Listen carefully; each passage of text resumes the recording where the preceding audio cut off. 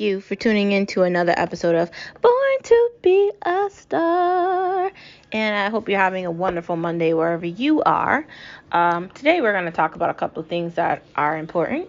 And I hope that you are having a good day, whatever you're doing, wherever you're doing it, and whatever time it is.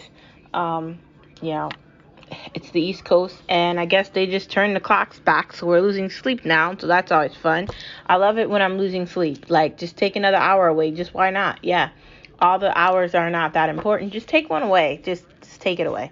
I hope you had a good weekend. I spent some time diving into Shudder, which is a streaming app, and I was able to watch some good things on there.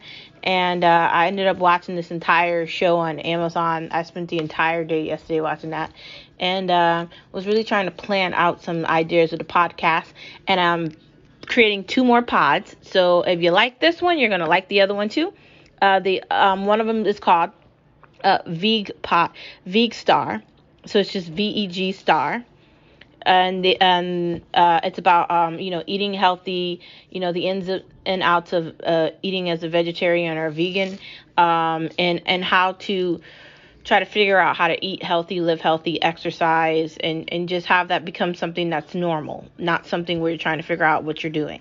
The other pod is going to be called Star Watch TV or Star Watch Live or Born to Be a Star TV or something. I can't remember what I called it. One of them things, but I'll add the names into that when I get that all figured out. I'm waiting for Apple to give me the go ahead on those other 2.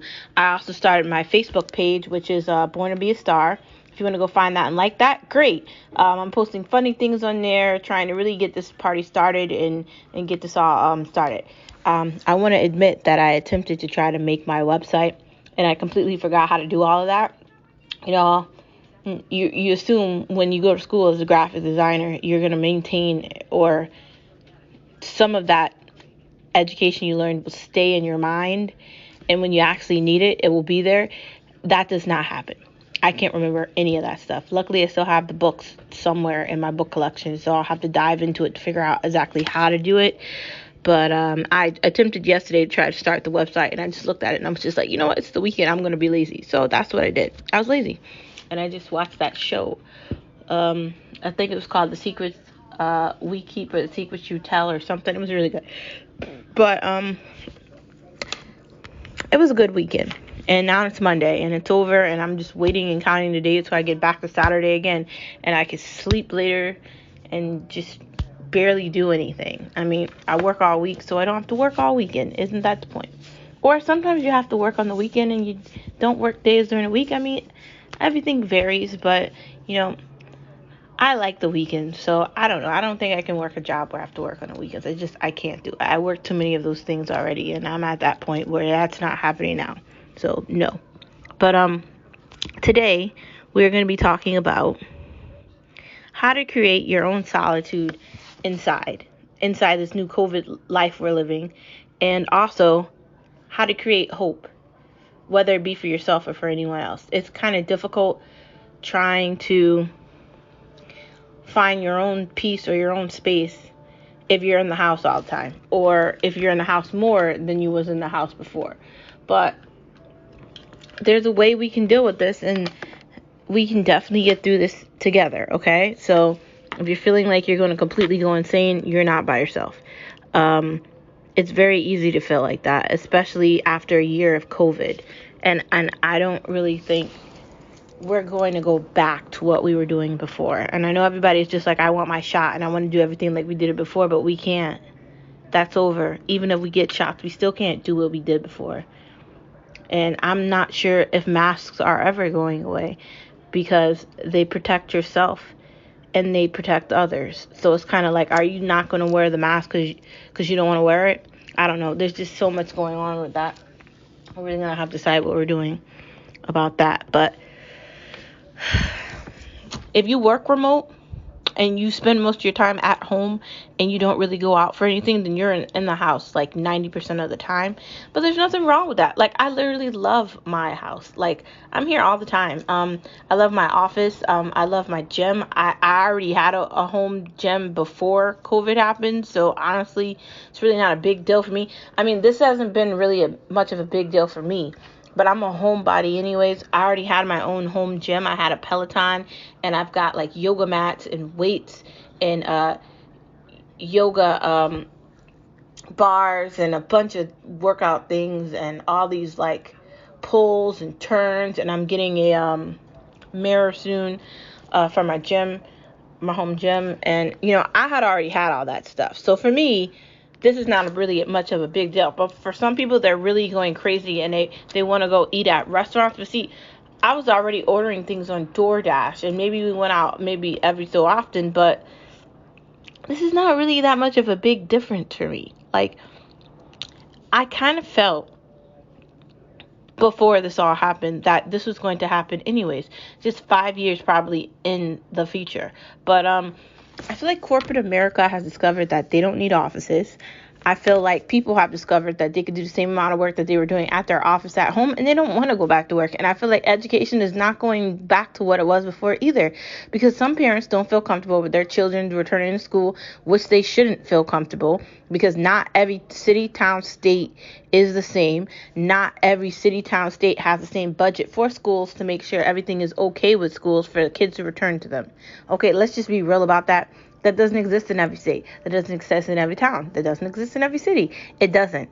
There's far too many cities that don't have enough money to even pay their teachers livable salaries. And trust me when I say $35,000 to be a teacher is not a lot of money. And if you think it is, you don't know what it is to be a teacher. Being a teacher is your entire life is that. You don't have a life. Your life is a teacher. That is it. Let's be real about that. You wake up, you go to sleep, you teach. On the weekends, you don't have weekends. You don't have time to watch any shows. You don't have time to do anything. You're grading. You're always busy. You're a teacher. There's nothing wrong with that, and I have nothing but respect for that. I'm a teacher myself. I just don't work in the school field, but I do have a degree in it, so super. But I just think that things were changing, and I think that some of us might feel trapped in the house, especially if you're making the decision to stay in the house more because you do want to protect your family, or you are being cautious because of all the lunacy that's going on around you. It can be kind of difficult having that ability to see hindsight and see what happens when you don't take things serious. So I think that trying to find solitude inside can sort of be difficult. But what I've been doing is, what we've been doing is trying to make the best out of it. Like, Fridays are movie nights. There's a game day, at the dinner table, say a funny joke, working out, get all into it and energized about working out. And, look for the humor in all of it. Like, people want to go to work. Are you kidding me? Dude, do you really want to drive to work in the snow, man? Like, I'm talking about the snow because I live on the East Coast, almost near, Connecticut is like right next to New York and right next to Boston. It's kind of in the middle. It's just like the middle child of the both of them. Like, people in New York come to Connecticut on a weekend, and people in Connecticut go to New York on a weekend. Like, it's like we're all like literally like an hour and a half away from each other. But you want to drive, you want to put gas in your car, you want to do it traffic, you want to do it people that can't drive, you want to drive far, because typically when you work somewhere, you work most of the time, you don't work where you live. So you have to drive a little bit of distance to get there. Do you actually want to do that? Because I don't know why I want to. And we've discussed this before, but it's important that you find solitude in this new reality. So what I recommend is find a book, find a TV show on Netflix, because there's a million there and you'll definitely find something to watch, or start a podcast, or start something, start a Facebook page. I don't know, get a cool coloring book and do like adult coloring, anything to keep your time busy. My mom likes to knit, so she knits things, and she loves to watch her like TV shows and stuff, and she's living her best life because she's retired and she deserves to do that. But if you're not at that level yet, which most people are not, then find something that makes you happy. Like I said, get a book, find a TV show. If you're not at work, do something that makes you feel good. I watched Luther, and that was so fulfilling getting to look at that. I need to finish Lucifer, and there's a bunch of other shows I need to watch too. And I started Expanse on Amazon, and I'm doing that for myself, so I have my own space sci-fi show that I can watch that fulfills my sci-fi I need to watch it thing that's deep within me. And then I have Shudder, which is a horror thing that I just absolutely love because I love scary things. And that's my secret to this all. That's how I'm staying sane. I have a book, so when I get really bored, I just pull that book out with my bookmark and just start reading. My Peloton keeps me very busy. I also do Tone It Up.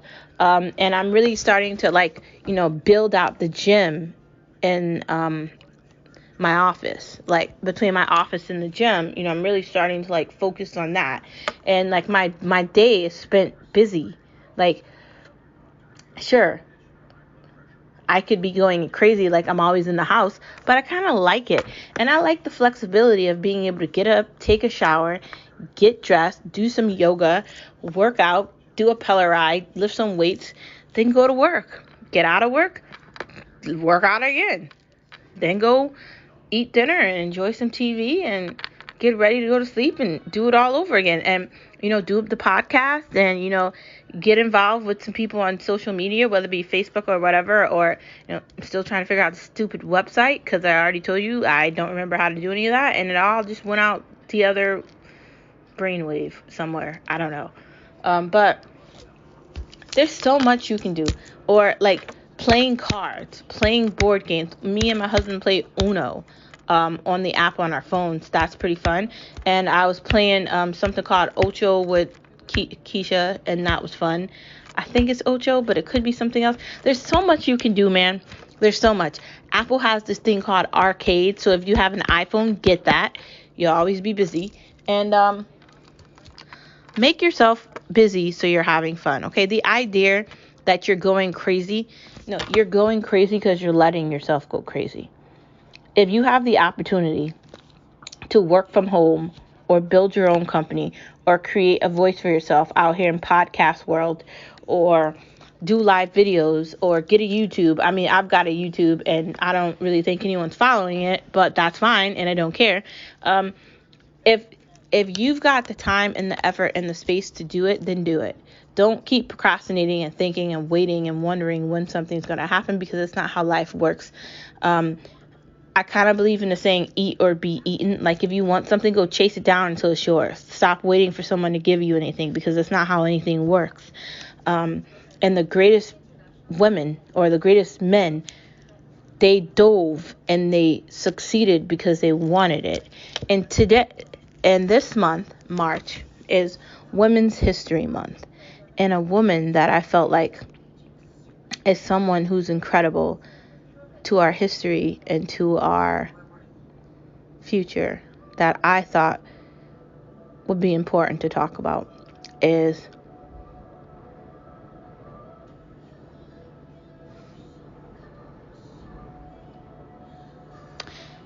Harriet Tubman. And I brought her up because during her time, she took it upon herself to be brave, to be courageous, and to not be scared of anything. And she could have been, but she was fearless. And I bet she wouldn't have thought someone on a podcast named me would be talking about her now and how great she was. But she's just such a tribute to women everywhere. And we should be very grateful for her and all the others, all the women that have taken the time, the consideration, and the moment to recognize that women aren't heard, that our voices are very whispery, and that no one actually understands what it's like to be in these shoes we walk in. Because all our feet are different, and we all like different styles, and we're all different sizes. But being a woman can be really hard at times. The idea that you're supposed to be a mom and you're supposed to be a entrepreneur, but you're supposed to also listen and work in corporate America, but also have the tendencies of a teacher too, because if you don't have all those things, then it doesn't matter. And then you need to look like Kim Kardashian and all these other fake, unrealistic people that have just been, I don't know, consumed with surgeries or something. Or I don't know, or they're using television for their fame. And that's fine. And I'm not saying there's anything wrong with any of those people. But it's very difficult being a woman in this environment, especially if you're in a house and you're trying to figure out your life and you're trying to figure out where you stand or where you fit in or who you are or any of those things, and you're in the house and it's remote and you're barely going outside and you're working from home and you can't see yourself and you're looking in the mirror and you're trying to say, oh my God, is this me? Or where am I? You're not alone. Don't feel anything about yourself. Let me be the one to tell you how amazing you are, okay? It's okay. It's okay for you to feel like that. It's okay for you to feel like, is this okay? Or I'm really going out my mind. I need to get out the house. Sometimes it's good to get out the house. Go for a walk. Go for a run. Get out. Get in the car and go drive around. Go do something. Sometimes I just like to get in my car and go for a ride. And sometimes I stay out longer just driving around because most of the time I'm in the house. And I know that sounds the same. You're driving around. Weird. It's just because I'm in the house all the time. But like I said, I'm a homebody. So for me, it's not much of a big deal as it is for other people. But find a way to be okay with this. Find your solitude. If it's reading a book or looking at something on Netflix or surfing on your phone or your computer, then do that and be happy with that. Because when you're happy, everyone else is happy too. You are contagious. Your happiness is contagious. When you're mad, your anger is contagious. So be careful of that. That leads us into our next topic, which is creating hope. Sometimes it's different or difficult to find hope, to think of it, to want it, to wish it, and to want to continue that. Because how can we find hope in the middle of hell? How can we find hope in the middle of turmoil and the worst days ever of our lives? Where's the hope in that? You know where the hope is in that? I can get out of it. It's just one day. Tomorrow's coming. I can do this. Nothing can stop me. I can do this. That's how you get your hope back. You get your hope back by believing it's there and knowing that your hope can control all of the other things. When you believe in a situation and you know something's going to happen and you're instilled in the enthusiasm and you're enthused in the happiness. Like lots of people say that I'm very enthusiastic or I'm optimistic. And I've always had that mentality of the optimism, always seeing the light at the end of the tunnel. Back to why this is called Born to be a Star. The hope that I've instilled in my heart that is like a shining star within me that comes out all the time is because the opposite of that is pain and horror and sadness and demise. And it's just the worst of hell, but alive. And no one wants that. Not even the person that's dealing with that. So the hope is to get you through the bad so you can see all of the good. And the way you see the good is by knowing that there's nothing but good. Sure, some days are worse than others. Yeah, it rains. Your hair is going to get wet. You just straighten it, it's going to get messed up. There are times when, like I said, you're going to trip over your own feet. You're going to run into a wall. You're going to drive on a crack of a piece of the road. You're going to dent your car. Or something's going to happen. It's not going to be what you wanted, but you got to live with it. And you got to deal with it. And those are called Mondays. Man, they suck. There's sometimes when I just sit and I wonder and I think, is this it? But then I recognize that this isn't it. This is only the beginning. There's also times when I sit and I wonder, how much could I do? How far can this voice go? Can they hear me? I wonder. Can I be the hope? Can I be the light? Can I be the echo? Can I be the resilience? Can I be the radiance? Can I be the light? Can I try to be the sun? Can I be that girl? And if I can be that girl, then they can be beside me and be who they are too. Because we are all together and there's nothing that we can't do. So my hope is your hope. And our hope is the world's hope. And there's nothing that can't happen when we believe in each other and ourselves. So let this guide you today. There's hope in sadness. There's hope in pain. There's hope in the worst of our days, because that's how we get to the better ones. All the bad happens so we get to the good, okay? Nothing is perfect. Nothing and nobody. But the best type of perfection you can find is being okay with being imperfect. It's being okay looking in the mirror with sleep in your eye, knowing that you're going to just shove a t-shirt on, flip open a screen, and that's going to be your day, man. I mean, putting on some sweatpants and getting your little blanket and curling up on your couch and getting the Netflix remote out and getting you a nice show on with your water bottle and your popcorn, or, you're doing whatever you're doing, or you're going to go play cards with your grandpa, or you're a dude and you're going to go play Xbox with your brother. Like, man, that's what life is, man. Find that hope. Find that hope and inspire everybody else with it. Because without that, we don't have anything. And I'm here to tell you that having nothing is far worse than not having hope. There is light at the end of the tunnel, and there's no falling. You wake up and you see everything clearly as the day. It's a Monday, but it's only the beginning. And you can be anything you want to. So find that hope within yourself. Know that you're amazing, because I just told you you are. That leads us into our final topic of this Monday. Let's talk about drinking water.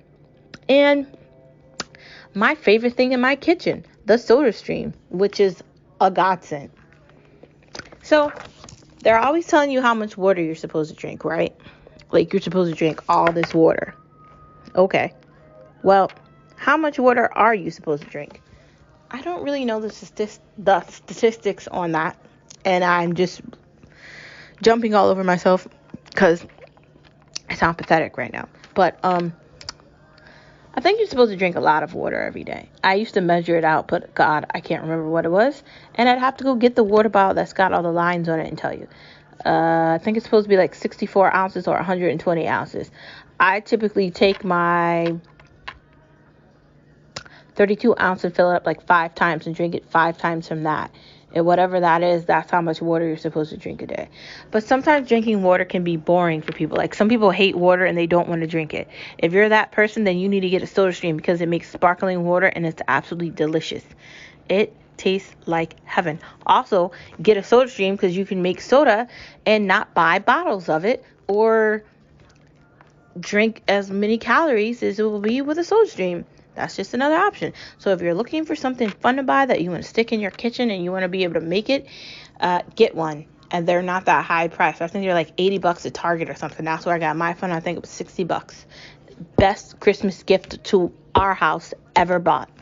And I bought one for everyone. I bought one for my mom. I bought one for my other mom. I bought one for my sister. I bought one for my brother. Like, I bought everybody one.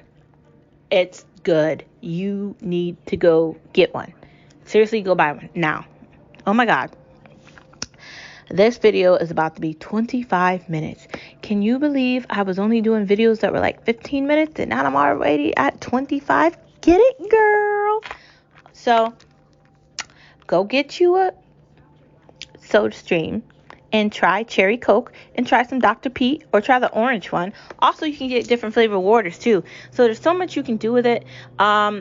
You have to take out the can. There's a can that you put inside of it that gives it the bubbles, the carbonation. You have to refill the carbonation, but to refill the carbonation, all you do is you bring it to Target and they give you a discount on another one, and you trade one in and you get the other. It's so simple. It's the best thing ever that you could get for yourself or others. So you're looking for ideas for Christmas gifts, for weddings, for birthdays, for any type of event or any type of holiday, get that for everybody you know and yourself. Because now you can drink soda and not feel bad about it. Now you can make your own sparkling water without having to spend like $7 at the store. And now you can make water fun. Like, if you hate water, you drink this, you might not hate it as much. And I know people dread drinking water and they feel like they have to go to the bathroom all the time. But water is like food for your body, man. It makes you strong. And it just clears up your skin, and it just makes everything go right with your body. So try to drink a lot of water so you can, stay energetic and be healthy. I'm just saying, just try to be the best you can be. I want to thank you for listening to another pod of Born to Be a Star. And I will see you guys tomorrow on Tuesday Newsday. We'll talk about some fun things tomorrow.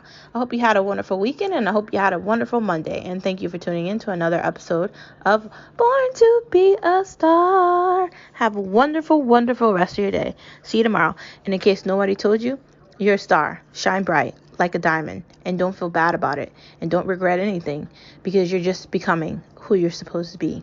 And if no one else told you, I see you. I see your light. I see who you are. And don't worry about anything else. Because if you were born to be a star, you were always supposed to be a star. There's nothing else. I'll see you guys tomorrow.